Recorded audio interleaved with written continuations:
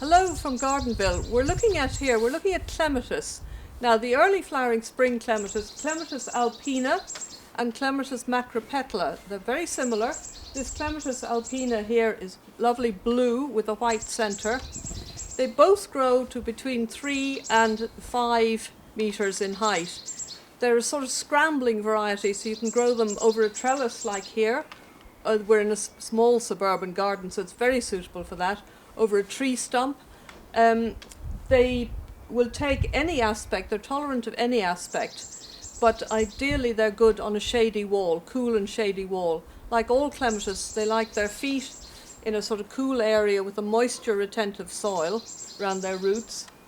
And to prune them, they flower early, so you prune them after flowering. And that doesn't mean cutting them hard back, it just means reducing some of the growth and cutting out any dead stems or weak stems, just cutting them back to a good bit of growth.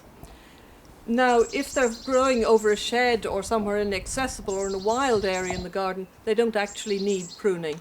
And they come into flower sort of April, May, and these lovely little nodding flowers. The macropetela varieties will have some in shades of pink, but you can get them both in pinks and blues and sort of cream colours.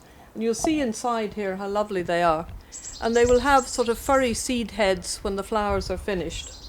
You'll be able to get them, the Clematis alpina or the Clematis macropetela, in any good garden centre, especially at this time of the year. They'll have them in stock when they're in flower. And you plant them, manure the soil well, plenty of moisture retentive organic matter when you're planting, and water them in well. Any plant is the same. When you first plant it, make sure you water it well. And until it's established, keep an eye on the watering for the first sort of growing season until next autumn. So there's your early spring flowering Clematis alpina.